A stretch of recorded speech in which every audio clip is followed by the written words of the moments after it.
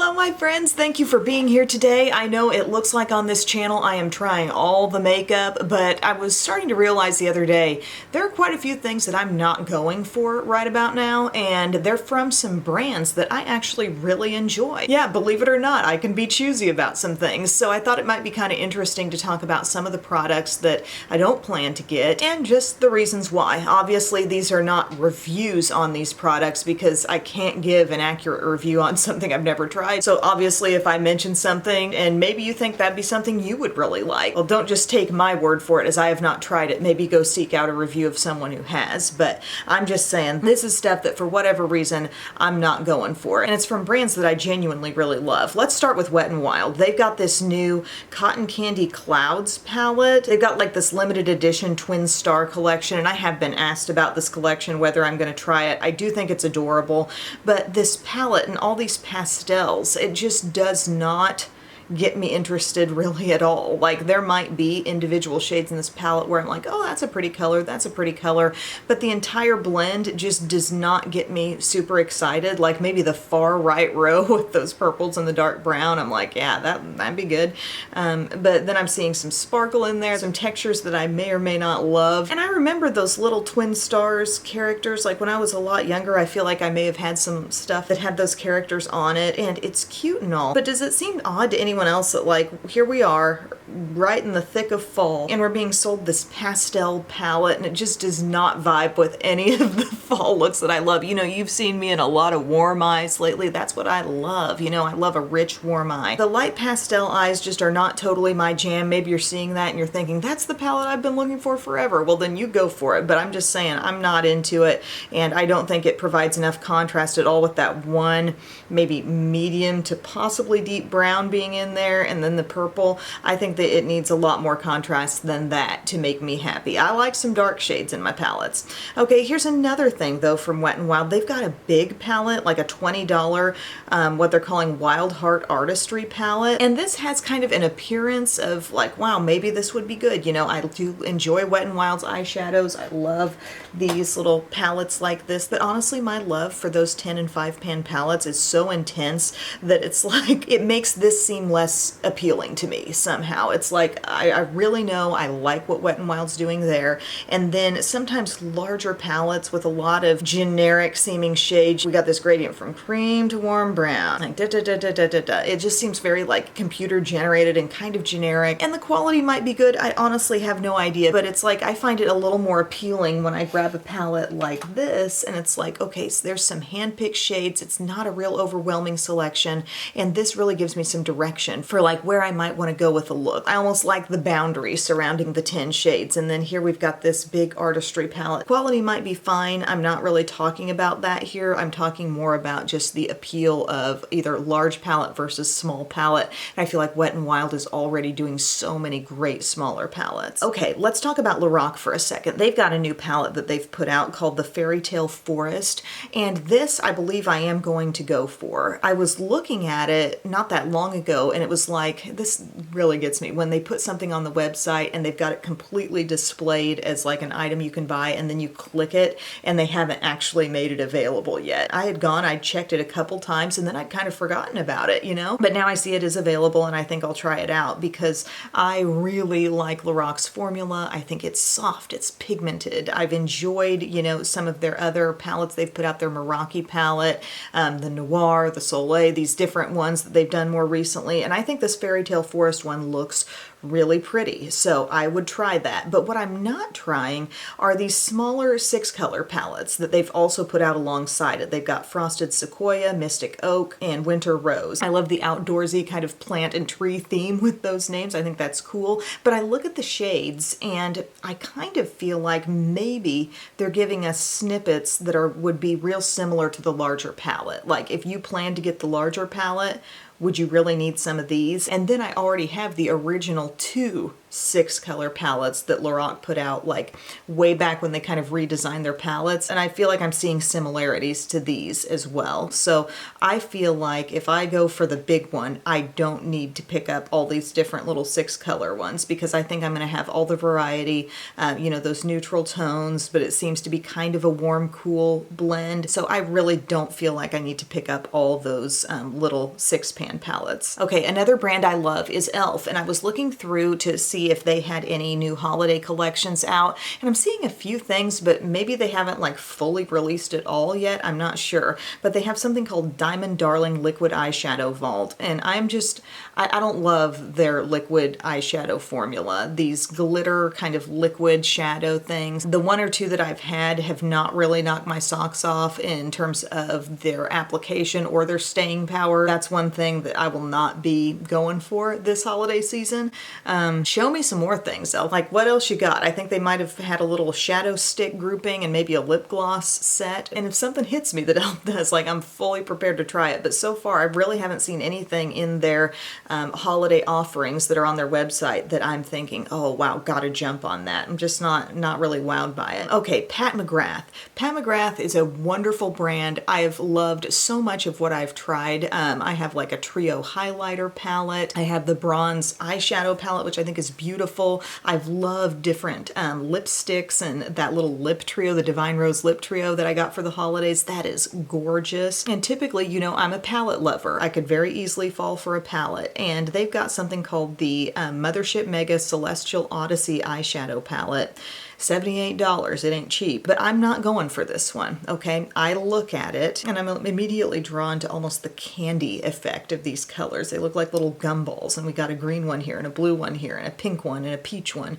And I think it's such beautiful color variety, but what's missing is maybe like one extra row of deep stuff, you know? I want to see like a forest green in there. I want to see a navy in there. I want to see a black brown or a plum in there. Something to play with what seems to be absolutely gorgeous shimmers, and they're not all just a bunch of pastels. I mean, it seems like some really pretty, like, true colors, but I want those to go down into something deeper. And I'm seeing a matte brown, matte warm brown up in the corner, not necessarily a super dark brown, but just, you know, it's there. And I want more. I want more depth and richness to play with those shades. And some will say, well, you buy that palette and then you've got plenty of other eyeshadows you can just take from your collection and mix it in. I get that, but I also review products, and when I see the price tag of $78, I want that palette doing everything. I want it fulfilling my every desire. And I just am disappointed to see that there's not more darkness in that palette to balance out some of the absolutely gorgeous looking shimmer. Just going down the list here. Here's another brand I love, Laura Geller. I noticed on Nordstrom they have put out a Delectables eyeshadow palette for only $20, which, I mean, assuming this is the same quality of some different baked eyeshadow stuff I've tried recently, that's a really good deal. Like $20, you're going to pay $20 for a Milani palette at Walmart. So I looked at this and I thought, gosh, you know, the shades look pretty. It's a neutral palette, verging on like warm neutral. Again, more darkness, please. Don't be scared. Like, do brands think people are ignoring the super rich dark shades? Because I think there's some of the shades that bring the most versatility to the table, you know? It can take a look from natural to dramatic. It can be like an eyeliner. It can be smudgy lower liner. There are so many things, and I feel like this was missing the darkness, number one. And number two, of the couple of other Laura Geller palettes I've got, they're both neutrals, and both of them have some warmth in there. So I just don't find this necessary for me in my collection, because I've already probably got real similar shades in her baked formula. So while I do think it's a good deal and a very fair price, assuming it's the same Laura Geller quality I've seen in other palettes, I think that's cool, but I just don't think I need it. Okay, let's keep going. Buxom. Buxom is such a good lip product brand. They make probably my favorite lipstick with the Full Force plumping lipsticks. They have a little bit of a cooling feel, the super luxurious, just kind of smoothness across the lips. I've fallen in love with several shades there, and I noticed for the holidays they've got the Royal Lip Treatment Lip Scrub and Balm. And I'm just here to tell you that Buxom's lip scrubs, in my past experience, do not hold a candle to the e.l.f. lip exfoliator for $3. The one I tried, and it wasn't all that long ago, just sloughed off so much like goop onto my lips, and I didn't really feel like I was getting effective exfoliation. So I could easily skip that. It's paired with one of their tinted plumping balms that I believe I already have, Dolly Fever, and that's pretty. That's a nice product. And if you're into that, maybe go buy it individually and then get yourself an e.l.f. lip exfoliator, and you will be, I think, much more pleased with the effect. The thing you got to do is just remember to use the e.l.f. lip exfoliator. So many times I get to the end of my look, I'm like, oh, I'm going to do a matte lip, and then I didn't use my exfoliator. But it's a fantastic product and one of the best buys on the market. Okay, this is from Beautyblender, and I think this thing looks so cute. I am so unbelievably attracted to the cuteness of this product. It's on Sephora and it says single scoop blend and store beauty blender. So you're getting like this peachy coral colored beauty blender and then what looks like an ice cream cone that you could like sit out on your vanity and store it in, and I think that is absolutely precious. But here's the thing, and I love Beautyblender. I mean, the Beautyblender is my like supreme sponge. I think there's something so special about the classic pink Beauty Blender. The texture on it, like there's just a little bit more porous texture that makes it not just like a super soft Real Techniques sponge. Granted, the Real Techniques sponge can get the job done as well, but there's a difference there, okay? And then I've tried some different like special edition beauty blenders. Like I had the, here it is right here, the lilac one. I swear it was lilac before I got makeup on it. But it is not just simply a different color of beauty blender. Like it's a different texture of sponge entirely. It's more like a really, really soft Real Techniques sponge than it is the classic beauty blender. So my point here is that when they start messing with the beauty blender and they start putting it out in different colors and all these different things, it does not seem like the same material that the original Beauty Blender is made out of. So even though I want that and I know it's so cute, and for 20 bucks, is it worth it to buy a plastic ice cream cone? I mean, I could probably find that down in my kids' toy food, because I really have my doubts as to whether that Beauty Blender is going to be exactly like a regular pink Beauty Blender with that same texture that just makes it like just blend and kind of grab the skin in just that perfect way. I feel like when they go changing the color, they change the material entirely, and it's a problem for me. Okay, friends, so I realize I'm sitting here with rollers in, and I'm trying out a different curling iron, and that's another story.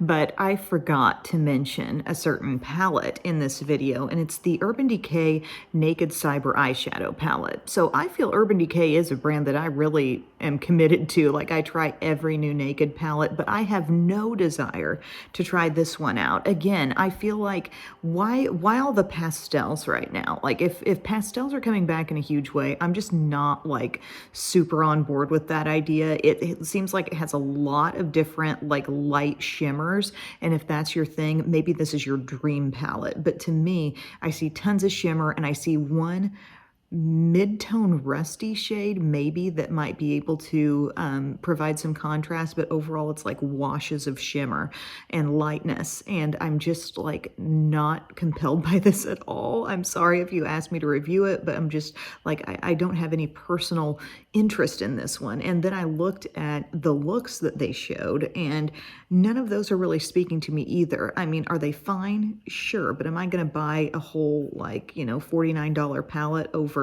those looks? Not really. Like, I want some richness, especially this time of year. It's the time of year for the smoky, the darkness, the depth, and I want that, and I'm not getting it here. So I just wanted to explain that one. Sorry I left it out, the Urban Decay Naked Cyber Palette. So that, my friends, is my story right now on some of the different things from brands that I love, brands that have done things that have knocked my socks off left and right, but I'm still not trying everything they make for various reasons, as you heard. So thank you for watching. I would love to hear in the comments section if there's anything that you are randomly, you know, steering clear of that you just don't think you're going to be into, or, you know, do you have some actually really amazing feedback to share on some of the things that I am not getting and you think maybe I am wrong in my decision? You can tell me that too here. It's a safe place. You can tell me that. Okay, guys, thank you so much for your time, for your love and your care, and I will see you again very, very soon. I love you.